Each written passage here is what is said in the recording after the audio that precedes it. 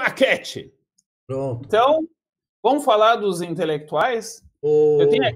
Eu tenho o teu livro, né? Sim. Tem o livro da Bruna. A Bruna é intelectual. Para a escola, que eu descobri que é... Ela tem um outro nome francês, que agora esqueci. É. E aqui atrás de mim, acho que está aparecendo Thomas Sowell. Thomas Sowell, né? É. Sowell. Eu tenho a leve impressão que a Bruna concorda que ela é intelectual. Aliás, todo o universo inteiro concorda que ela é intelectual. E ela não me tem como intelectual, mas como um humorista que eu sou. Uma tentativa de humorista, né? Uma coisa assim, um projeto. A Bruna, ela é doutora, né? Nós somos... Não, você é graduado. Leitores dela. Você é multigraduado, inclusive em dança, que é uma coisa que é uma coisa que supera em muita filosofia. Mas, enfim, vamos lá que o público está esperando a resposta, senão a gente fica enrolando. Os intelectuais. O que é um intelectual? Não, o que é um intelectual? Começou com aquele esquema lá do Zola. Não, a pergunta não é essa. A pergunta é o que é um intelectual?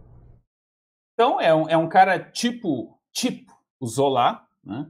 E põe a cara para utilizar... Qual é o poder que tinha o Zola?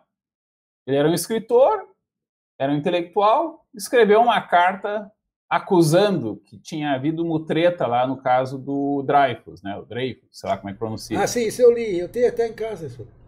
E é a partir daí que surgiu esse sentido. Achei muito ruim, mas sim, continua.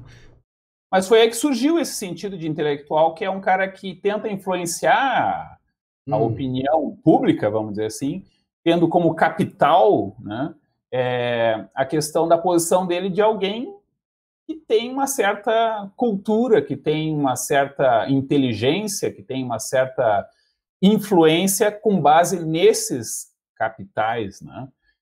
Pegando aqui um pouco o Bourdieu.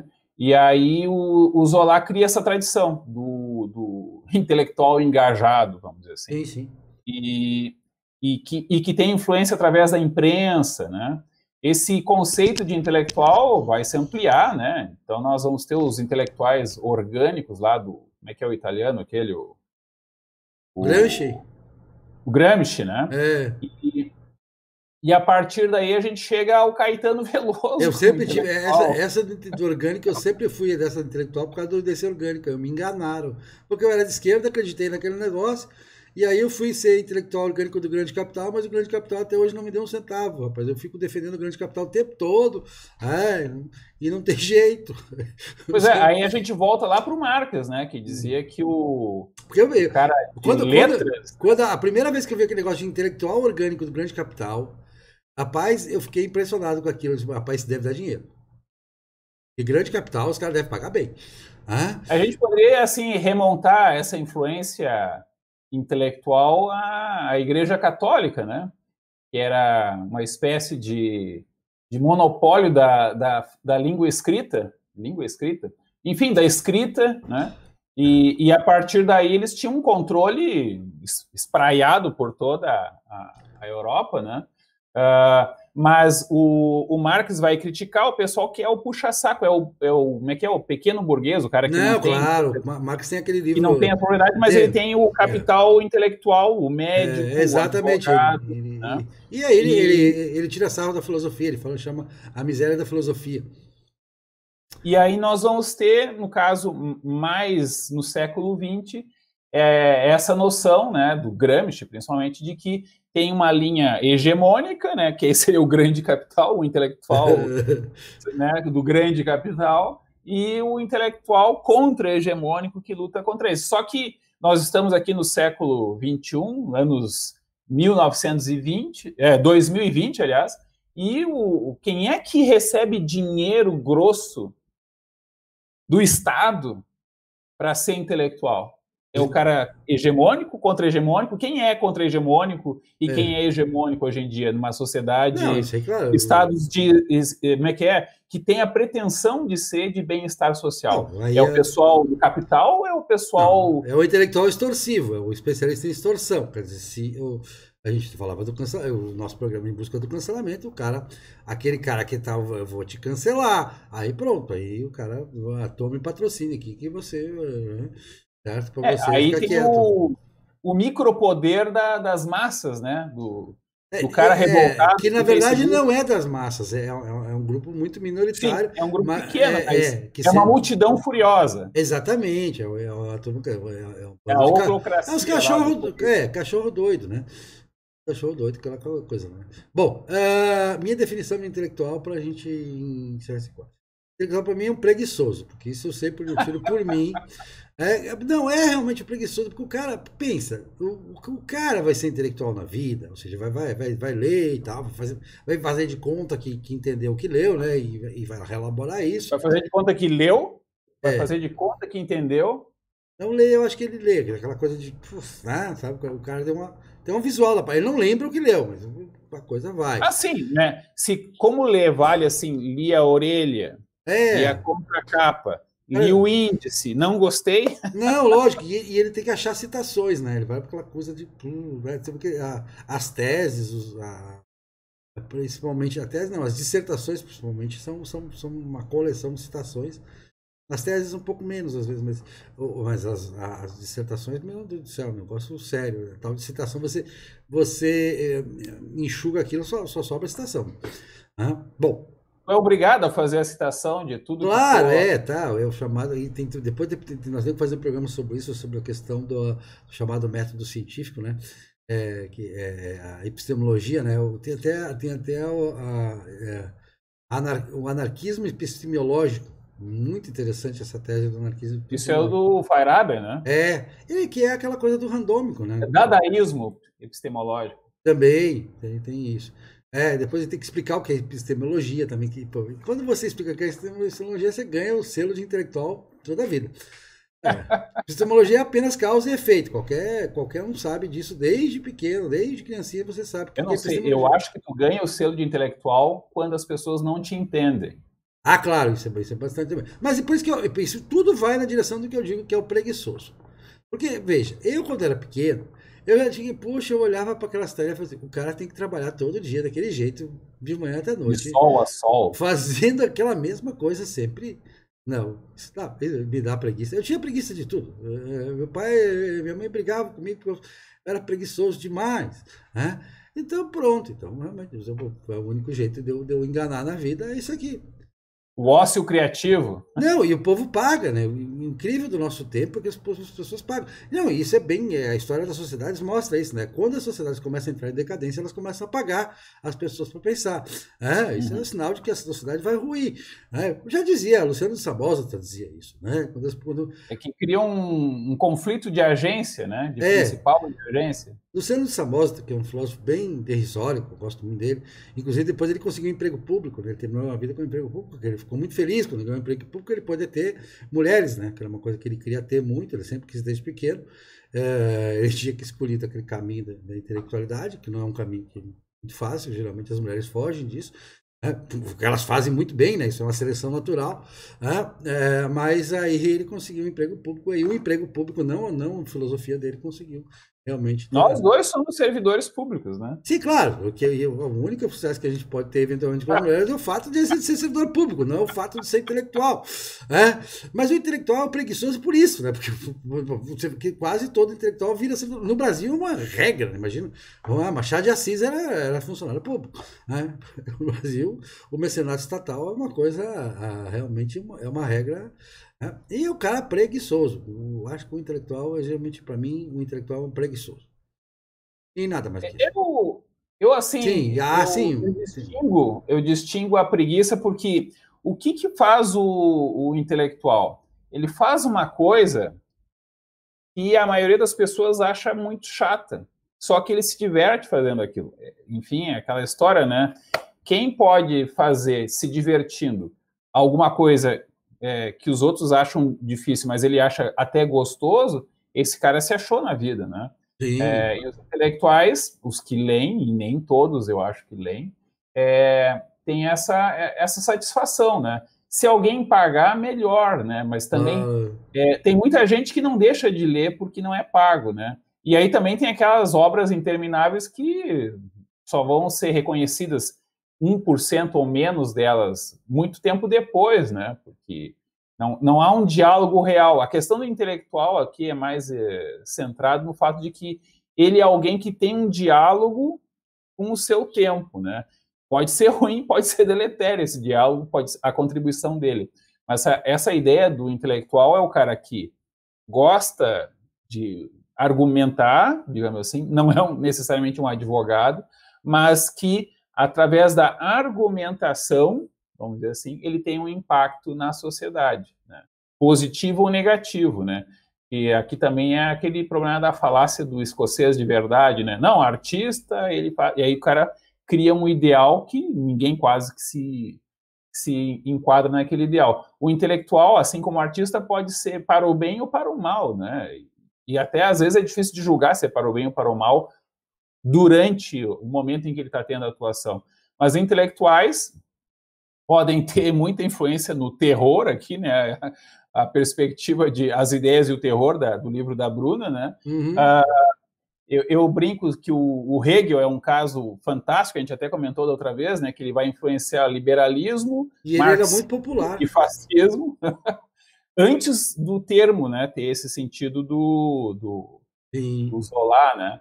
Do cara que vai na imprensa e vai ter impacto ali, né? Por falar nisso, você entrou no topo. O cara que é nosso amigo, conterrâneo, inclusive, é de Montenegro, aí, e ele conseguiu a proeza de ser reconhecido pelo Brasil inteiro como intelectual e ser pago para ser intelectual, porque o cara só é intelectual, o cara só pode dizer que é intelectual quando ele é pago para isso, né? Não, conseguir um emprego público é fácil. Cadê você não ter um emprego público e ser pago para ser intelectual? O teu conceito, então, de intelectual envolve ser pago. Claro, é óbvio, né? Você está agregando valor se você for pago, né? Então, Jerônimo Teixeira, né, que é nosso amigo, cara que a gente admira completamente, né? E ele diz que os intelectuais têm a questão da... Ele escreveu um artigo recente, que tem a filotirania dos intelectuais, né? E isso me lembra assim, o intelectual é aquele cara muito distante das massas, né? Ele é um desajustado. Da distinção dele. Ele é um desajustado, porque eu pensei que ele é feio. Geralmente, eu não conheço um intelectual bonito. O único que formado em dança que eu conheço é você, e olha que você deve ser uma exceção mundial que seja um intelectual formado em dança, né? Deve ser tentando pensar aqui em intelectual. Deve ser por isso que você não é pago para ser intelectual, e sim para ser professor. Isso que é interessante. Mas então, por que da filotirania? Aí a minha conclusão: o intelectual é um cara muito distante das massas. Então ele procura os fenômenos de massa para se aproximar das massas, porque aí o fenômeno de massa proporciona as massas a ele. No Brasil a gente viu isso claramente no lulismo, né? Porque o lulismo era um fenômeno de massas. Então, muitos ditos intelectuais se aproximaram do lulismo e subiam no palanque com o Lula, as pessoas passavam, aquelas massas passavam a ouvir o que o cara tinha a dizer, não porque o cara tivesse alguma coisa importante a dizer, mas porque ele estava do lado do Lula, então, o cara... Eu me lembro do tempo e aí fica aquele verniz, né? Era o mercadante. Como? Sim, o intelectual. O intelectual do PT era o mercadante. O mercadante era o intelectual. Depois entrou a Chauí, né? Não, a Chauí é fantástica. A Chauí é fantástica, realmente. As definições dela de Parmênides me ajudaram muito na compreensão de Parmênides, né? Não, ela tem um livro, Filosofando, né? Que é um livro didático muito bom. Até eu dizer assim, ela até que caprichou nesse livro aqui. Aí também não sei se tinha uma equipe. Você chegou a adotar na escola, não? Hã? Você chegou a adotar? No Colégio Tiradentes, quando eu comecei a trabalhar em 2013... eu usei o Filosofando da Marilena coisa Chauí. Boa, Spinoza também, ela é muito boa com Spinoza. Mas o que eu queria chamar a atenção aqui é que o intelectual, nesse sentido do século XX, vamos dizer assim, né, XXI também, ele tem essa característica de que ele tem, assim, ele pode ser uma anta total, né? Pode ser... Geralmente não sou uma questão. Ele pode ser, por exemplo, um cara bom em matemática e que só diz bobagem em termos políticos. Mas, por ser inteligente em alguma área, ser reconhecido como inteligente em certa área, se presume que ele seja bom em qualquer coisa e que ele possa opinar sobre qualquer assunto. E o resultado é que os próprios intelectuais são muito passíveis daquele efeito que o pessoal até deu um nome, o efeito Dunning-Kruger, acho que é esse o nome, né? O cara acha que entende de algum assunto e acaba, na verdade, dizendo muitas bobagens sobre aquilo, né? E isso, nós, intelectuais, eu e tu, inclusive, corremos esse risco, né? E mais ainda aquele que tem um grupo de gente dizendo que ele é muito bom em volta. Esse aí é quase certo que ele vai se perder. Porque ele vai perder a noção crítica que nós, talvez, ainda tenhamos. Né? Não, tem os caras que se aproximam das massas também pela via da picaretagem. Isso é muito fácil, né? Mas a picaretagem é estimulada. Sim, claro que a picaretagem é porque as massas querem consumir picaretagem. Isso. O que eu chamo de picaretagem? Autoajuda, aquele negócio faça o bem, você veja, você é feio, você deu errado na vida, mas se você fizer o bem, você vai ser um cara legal.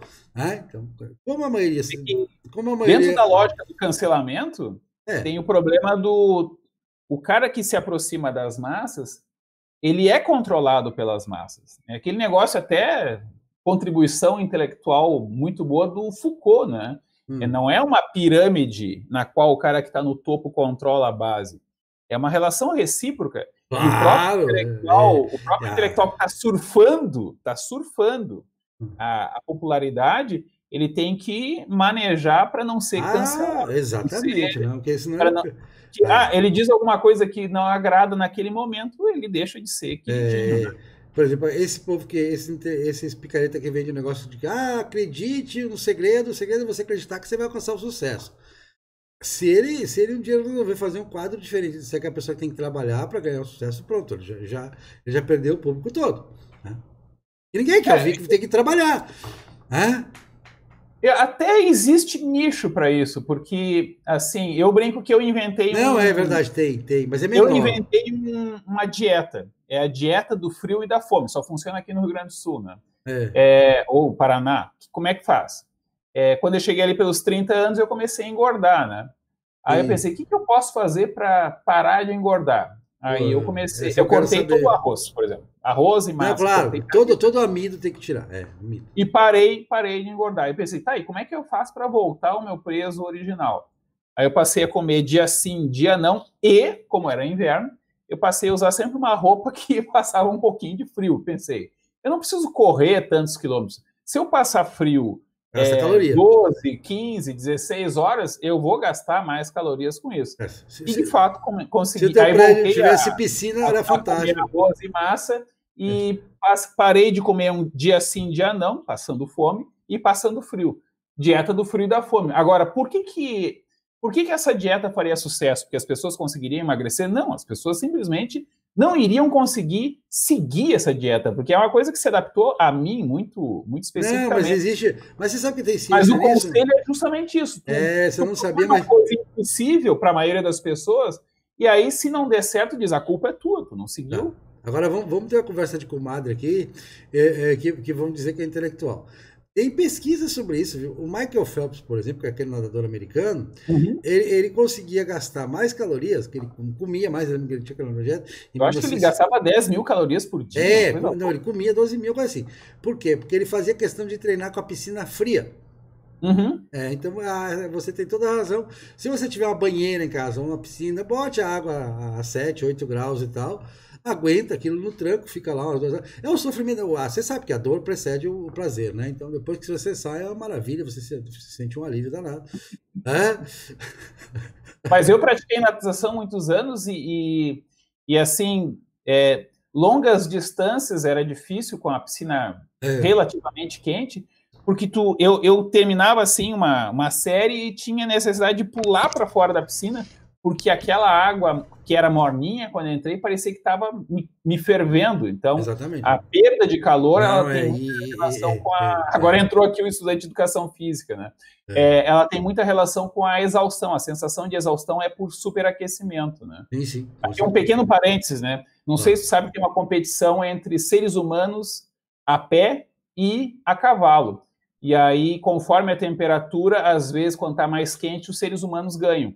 É a lógica, inclusive, lá da maratona, né? Que eles mandaram um cara correndo, porque uma pessoa a pé consegue correr por mais tempo do que um cavalo, porque a gente consegue perder calor mais facilmente. Sim. Parêntese inesperado. A gente respondeu a pergunta do tema, que é o intelectual.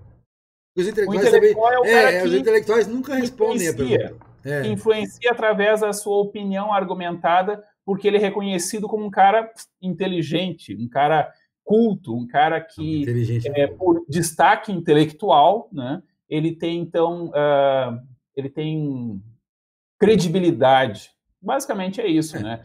A tua definição inclui que ele seja pago por isso, só que aí tem o que é pago diretamente para isso, né? O jornalista, e aquele que é pago indiretamente, porque, por exemplo, ele é músico, ele é escritor e reverte em popularidade, o pessoal compra as músicas. E o intelectual não inclui nada que seja realmente útil, né? Por exemplo, o cientista e o técnico não são contados como intelectuais. Pode se tornar intelectual por ser cientista. Exemplo, o Sokal. Um palpite sobre política. Não, pode, mas aí é outra história. O cara simplesmente ele esqueceu o trabalho dele, ficou preguiçoso e passou a ser intelectual. Tem o grande intelectual queridinho da esquerda, né? O Chico Buarque, né? Mas aí é outra história. Bom, isso é assunto para o próximo programa. Por hoje eu acho que tá... Tem o Caetano Veloso. Tá, mas aí já também é outro assunto, né? Aí o intelectual super orgânico, né? Que é o intelectual que tu não entende o que ele diz, mas ele é orgânico. Ele acena, porque o Caetano Veloso também... Eu não também, sabia né, dessa parte. Ele é orgânico? Arroz integral, essas coisas? Ele é orgânico porque ele veio do povo. Tá, entendi. Sim. Esse é o sentido de orgânico. Não, eu conheço Santa Bárbara, não era do povo, não. Sim, mas... Ela era da elite. Ele é do povo... Ele é da elite local. Ele nunca agradou o pessoal de esquerda, porque ele não era suficientemente alinhado, né? Bom, mas aí é outra história. É um programa à parte. Aquele pessoal tão confuso que tu não sabe qual é a posição dele. Aí é outro programa. O programa Caetano Veloso é intelectual. E aí a gente entra... Beleza. Tá, vamos para o próximo. Por hoje é só.